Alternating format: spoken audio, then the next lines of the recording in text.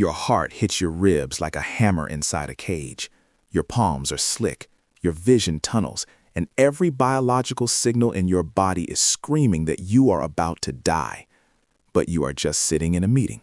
You are just reading an email. You are just standing in a room where absolutely nothing is physically attacking you. This is the great contradiction of modern life. We have inherited a survival system designed to fight saber-toothed tigers, but we live in a world where our biggest threats are awkward silences, rejection, and potential failure. And because your brain cannot tell the difference between a predator and a public speaking engagement, it floods your system with cortisol, paralyzing you exactly when you need to move. Most people spend their entire lives trying to run from this sensation. They think the goal is to become fearless. They look at successful people, entrepreneurs, leaders, athletes, and assume those people were born without this defect. They assume that confidence is the absence of fear. But that assumption sounds logical until you look closer. If you could actually remove fear, you wouldn't be brave. You would be dead. Fear is not an error in your software. It is information. And the people who seem fearless haven't deleted the program. They have just learned a different operating system for processing the data. In feudal Japan, amidst constant civil war, a group of warriors developed a system to deal with this exact problem. It is known today as the Bujinkan. They didn't have modern neuroscience, and they didn't have therapists, but they understood something that Western medicine is only just catching up to. They understood that you cannot think your way out of fear, because fear doesn't start in your thoughts. It starts in your body. And if you want to stop freezing when it matters most, you don't need positive affirmations. You need a method to hack your own nervous system. Let's talk about a man we'll call James. James is important because he represents the silent majority of high performers who are slowly burning alive from the inside out. To the outside world, James was a fortress. He was a high-level corporate lawyer, owned an apartment in the right zip code, and drove a car that signaled he had made it. But inside that car, on the way to work every morning, James was fighting a war. He lived with a tightness in his chest that felt like a clenched fist. He was terrified of being exposed as a fraud.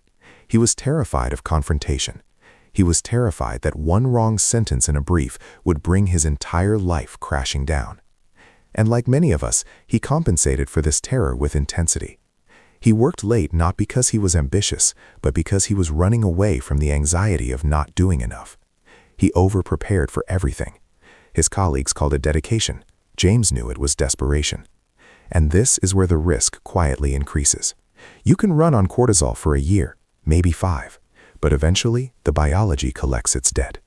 For James, the bill arrived on a Tuesday morning in a conference room with glass walls. It was a standard client presentation. He had done hundreds of them. The room was full of expectant faces. He stood up to speak, opened his mouth, and nothing happened. His throat closed. The room started to spin. Cold sweat drenched his shirt instantly. It wasn't just nervousness, it was a total system failure. He excused himself, walked stiffly to the bathroom, locked the stall door, and collapsed on the floor. There, on the cold tile of a corporate restroom, the illusion of his success evaporated. He realized he had 2 choices. He could continue to let this invisible monster dictate every single move he made, or he could find a way to kill it. A friend of his, someone who had noticed the shaking hands and the erratic behavior, suggested something that sounded ridiculous to a corporate lawyer. He told James about a dojo that taught the principles of the Bujinkan. It's not just kicking and punching, the friend said. It's about facing what paralyzes you. James was a skeptic. He thought martial arts were for action movies and children. But desperation has a way of opening your mind. He went to the trial class. The dojo was simple. No mirrors, no loud music, just mats and silence. The instructor, the sensei, was a man in his 60s who moved with an eerie calmness. He didn't look like a fighter. He looked like a librarian who could kill you.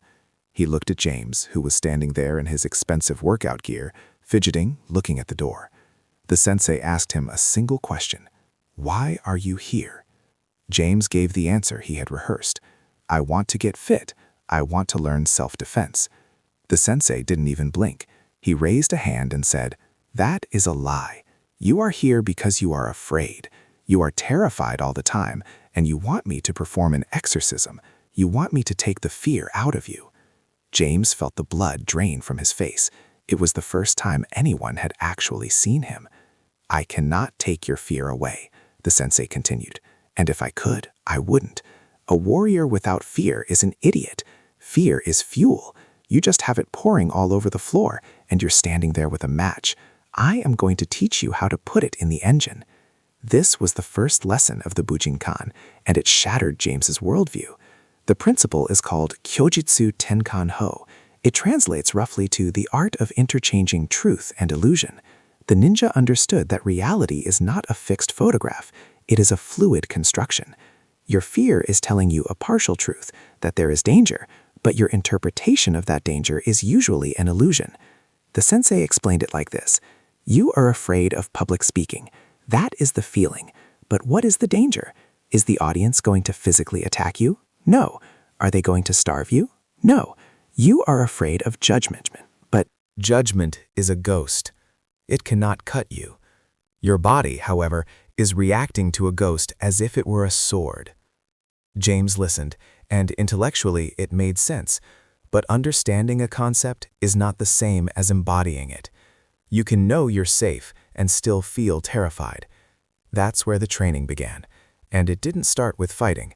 It started with the only thing you can control when the world is falling apart: your breath. The technique is called Fudoshin, the immovable mind. When fear hits you, the very first thing that changes is your breathing pattern. It becomes shallow. You start breathing into your upper chest. This is a biological trigger. It signals the sympathetic nervous system to dump adrenaline into your blood. It prepares you to sprint. But if you are sitting in a chair, that adrenaline has nowhere to go. It turns into the shakes. It turns into panic. If you control the breath, the sensei said, you hack the brain. You send a reverse signal up the vagus nerve that says, "We are breathing slowly, therefore we must be safe." He gave James a protocol. It sounds simple, but try doing it when you feel like you're dying. Inhale for 4 seconds. Hold for 4 seconds. Exhale for 6 seconds. Hold empty for 2. James tried it right there on the mat. It was a disaster. His mind was racing so fast that sitting still felt like torture. "This isn't working," he said. "My thoughts are too loud." "Of course it's not working," the sensei snapped. "You have practiced panic for 30 years. You are an expert at anxiety. You think 5 minutes of breathing is going to undo decades of conditioning? You will do this 1,000 times, then 10,000 times. You will do it until your body forgets how to panic." So James went home, and this is the part most people miss. They try a technique once, it feels awkward, and they quit. James didn't have the luxury of quitting because he knew what was waiting for him back at the office. He practiced in the elevator. He practiced in traffic. He practiced while his boss was yelling at him. At first, nothing happened. The fear was still there. But by the second week, he noticed a gap. A tiny sliver of space between the stimulus and the reaction. Someone would send him a passive-aggressive email, and the familiar tightness would start in his chest. But before it could reach his throat, the training kicked in. 4 seconds in, 4 seconds hold. The biological feedback loop was interrupted. He wasn't calm, but he wasn't spiraling. He was in the driver's seat. But Fudoshin is just the foundation. Once you can breathe, you have to face the thing you are breathing for. In the third week, the sensei introduced controlled exposure. You spend your life avoiding discomfort, he told the class, and every time you avoid the scary thing, you teach your brain that the scary thing is lethal. You reinforce the phobia. To break the cycle, we must walk into the fire, but we will do it slowly. The drill was terrifyingly simple. James had to stand in the center of the circle. He was not allowed to move his feet. He was not allowed to raise his hands. Other students would throw punches and kicks at him, stopping just inches from his face and body. Every instinct James had screamed at him to flinch, to duck, to run, to close his eyes. "Open your eyes," the sensei commanded. "Do not move, just breathe. Distinguish the illusion from the reality. The fist is near you, that is truth. The fist will hit you, that is illusion. Trust the training." The first time a fist flew toward his nose, James flinched so hard he almost fell over. He felt foolish, he felt weak. But the sensei didn't mock him. "Good," he said. "You felt the fear and you survived. Again. This is actually backed by modern clinical research. Neuroscientists at Stanford have found that the amygdala, the fear center of the brain, is plastic. It can be recalibrated. When you expose yourself to a high-stress stimulus, but nothing bad happens, you Rewrite the neural code. You overwrite the danger tag with a neutral tag. But you have to stay in the pocket long enough for the rewrite to happen. James stood there for weeks. Punches flew at his face. Kicks swept by his legs. His heart hammered against his ribs, but he forced himself to stand his ground. 4 seconds in. 4 seconds hold. 6 seconds out. Slowly, the flinching stopped. The panic attacks in the bathroom stopped. He started to realize that the physical sensation of fear was just energy. It was a vibration in his body. It didn't mean he had to run away. It just meant he was awake. 1 month later, James was in a negotiation with a notoriously aggressive opposing counsel. The other lawyers started shouting, slamming his hand on the table, trying to intimidate James into a concession. The old James would have crumbled. The old James would have agreed just to make the conflict stop. But the new James sat there. He watched the lawyer's hand hit the table. He heard the volume of the voice. He felt the adrenaline spike in his own blood. And he breathed. He looked at the lawyer and saw exactly what he saw in the dojo. A simulated attack. It was noise. It was theater. It wasn't a saber-toothed tiger. James waited for the man to finish shouting. Then, with a voice that was completely steady, he said, "Are you finished? Because none of that changes the facts of the contract." The room went silent. The opposing lawyer blinked, confused. The dynamic had shifted instantly. James had won not by fighting, but by refusing to be moved. He went back to the dojo that night feeling like he had conquered the world. He told the sensei about the meeting. He expected praise. He expected a belt promotion. Instead, the sensei looked at him with a serious expression. "You have learned to control your body," he said. "You have learned to handle external pressure. That is good. That is the first step." The sensei paused, and the silence in the dojo grew heavy.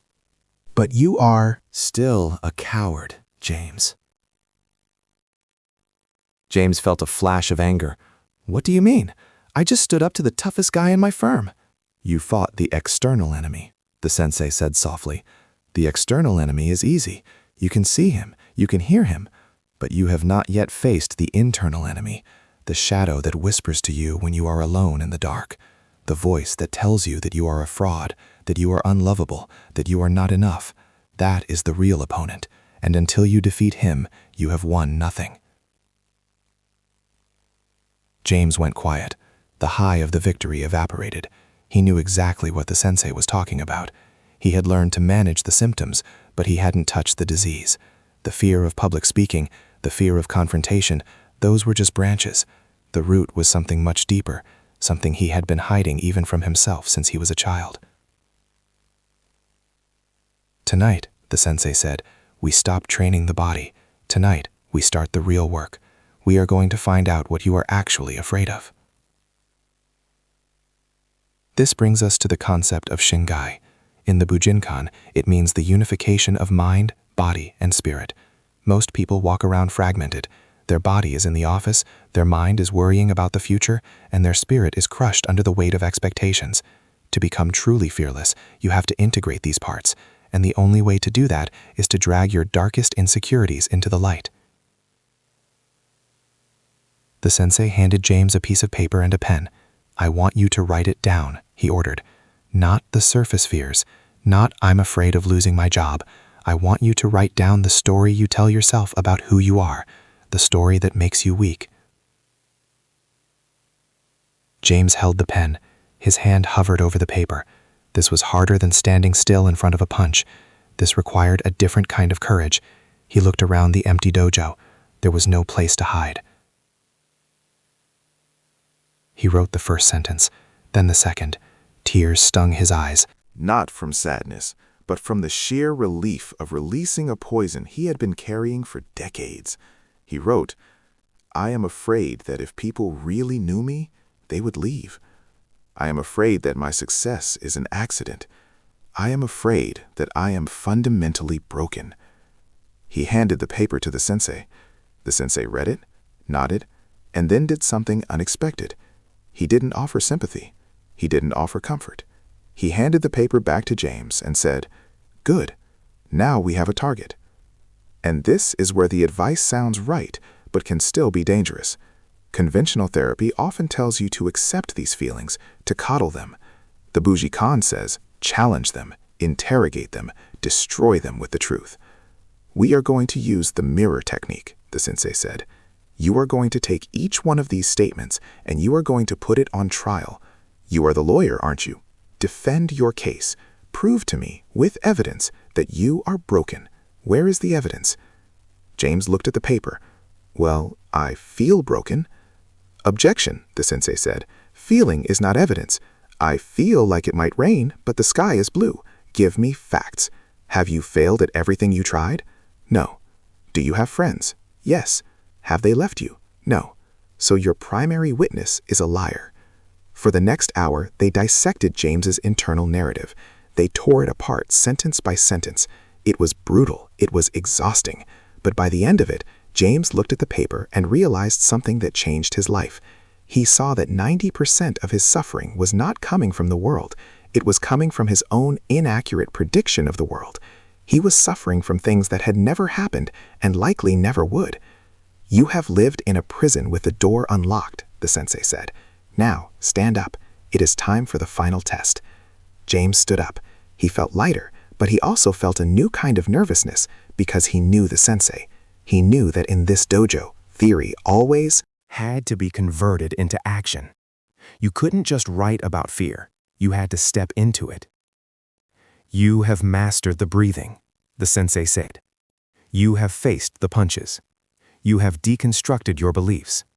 But knowledge without proof is just philosophy. To earn your place here, you must face your greatest fear in the real world. No safety net, no mats, just you and the thing that scares you most." James knew instantly what it had to be. It couldn't be a client meeting. It couldn't be a difficult email. It had to be the thing that had haunted him since law school. The thing that made him sick just thinking about it. "I have to give a speech," James said. "A real one, on a stage, in front of hundreds of people." The sensei smiles for the first time. "Then sign up, and do not tell me when it is done. Tell me how you breathed while you were doing it." James went home and registered for a keynote slot at a major regional legal conference. The topic? Overcoming professional anxiety. The irony was not lost on him. He was going to stand in front of 500 of his peers and talk about the very thing that used to destroy him. As the date approached, the old demons tried to come back. The tightness in the chest returned. The catastrophic thoughts of stumbling, of forgetting his lines, of being laughed at. But this time, James didn't try to push them away. He didn't try to numb them with work or alcohol. He welcomed them. "Hello, old friend," he thought. "I see you brought the adrenaline. Good. I'll need the energy." He rehearsed, he visualized, he used the Shingai alignment, but nothing can truly prepare you for the moment the spotlight hits your face. The day arrived. He stood backstage. The auditorium was dark, humming with the sound of a crowd. The MC was reading his bio. "Please welcome." James's heart rate spiked to 140. His hands trembled slightly. The biological signal was screaming, "Danger, run." But James didn't run. He closed his eyes for 4 seconds. He inhaled. He held it. He exhaled. He opened his eyes. He wasn't fearless. He was ready. He walked out onto the stage, into the blinding light, and looked out at the sea of shadows. Silence fell. He approached the microphone, and for a split second, the silence stretched out, threatening to swallow him whole. And then, he began to speak. His voice didn't boom like a movie character's. It cracked. Just a tiny fraction of a sound, a micro-imperfection that in the past would have sent him into a spiral of shame. But James didn't stop. He didn't apologize. He simply took another breath. 4 seconds in, 4 seconds hold, and continued to the next word. For the first 2 minutes, his heart was drumming against his ribs so hard he was sure the microphone could pick it up. But then, something strange happened. The biology shifted.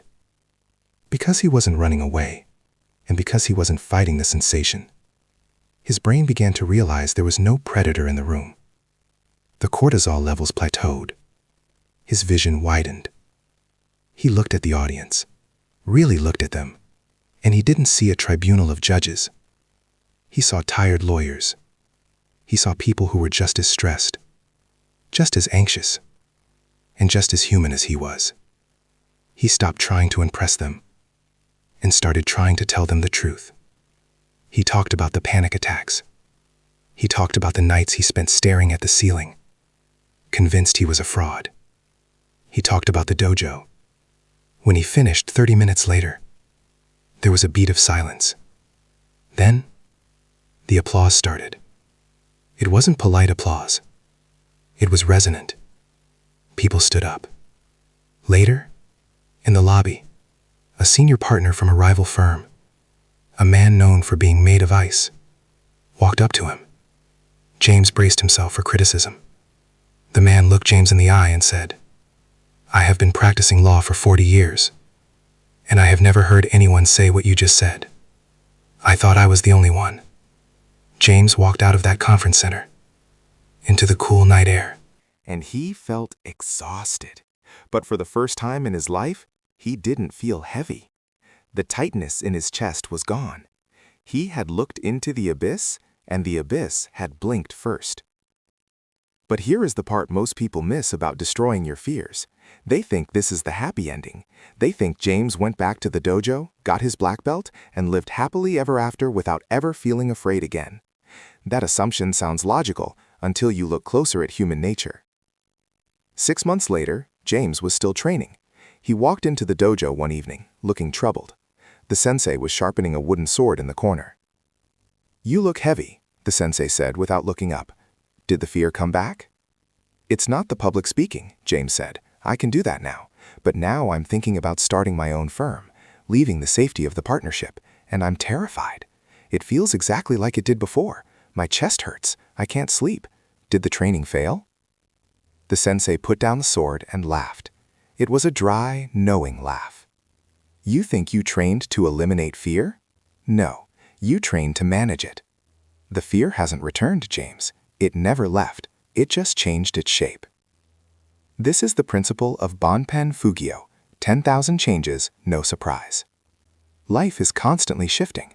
As soon as you conquer one mountain, you will see a bigger, steeper one behind it. If you stop feeling fear, it doesn't mean you have become a master. It usually means you have stopped growing.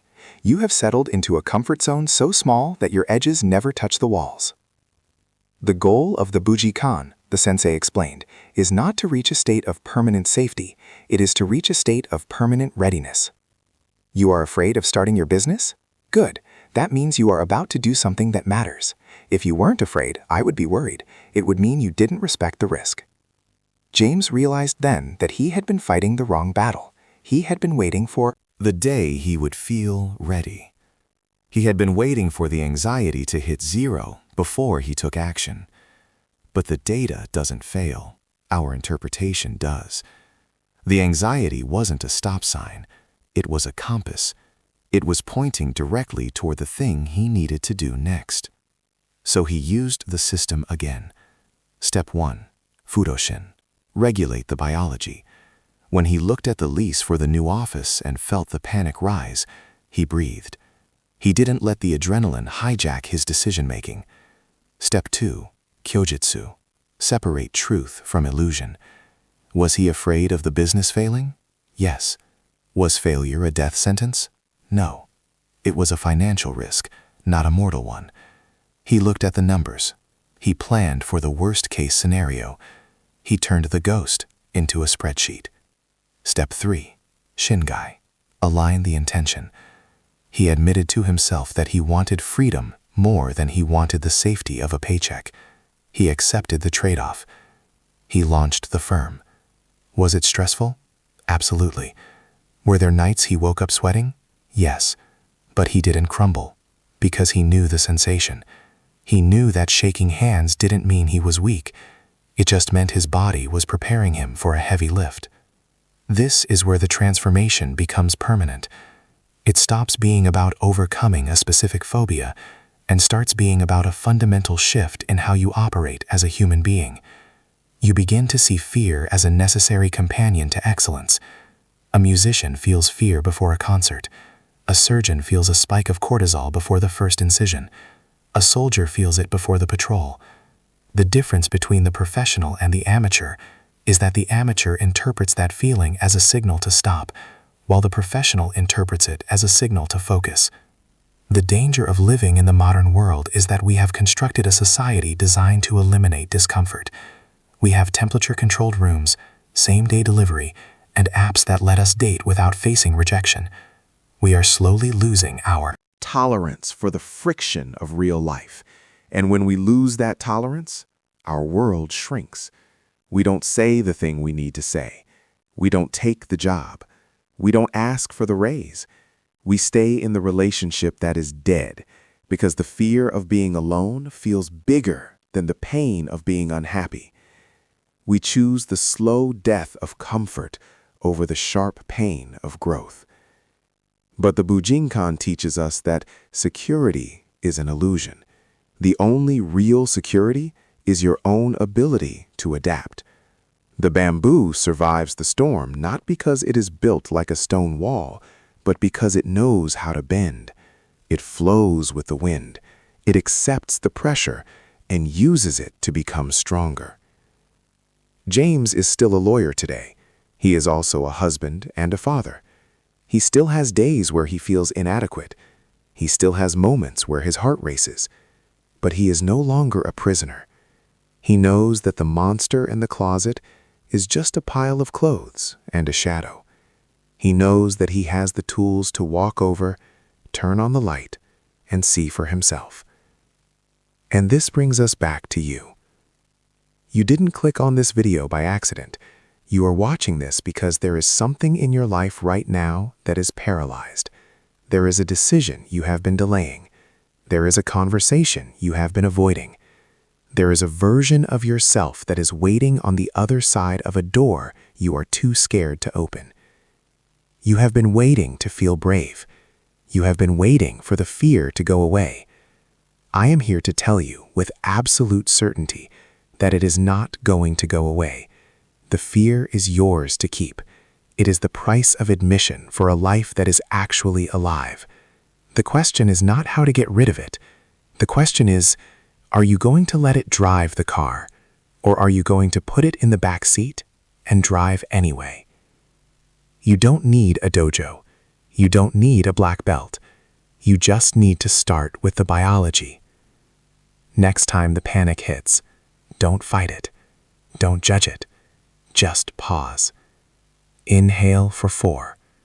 Hold for 4. Exhale for 6. Tell your nervous system that you are the one in charge. Look at the fear and ask it what it is trying to teach you. Is it warning you of danger, or is it inviting you to grow? The samurai didn't conquer death, they accepted it, and in that acceptance, they found the freedom to live without hesitation. You have the same capacity. The system is already inside you. You just have to decide to use it. Fear is not your enemy. It is the raw material of your courage. Burn it as fuel. If this new perspective on fear has shifted something in your mind, even a little bit, consider subscribing. We are building a library of tools for the mind, and I want you to be part of it. But more importantly, I want you to do one thing today. Identify one small fear, making a phone call, sending an email, saying no to a request, and walk into it. Breathe through it, and watch what happens on the other side. You might just find that the only thing you had to fear was the story you were telling yourself. Thank you for your time and for your courage. I'll see you in the next video.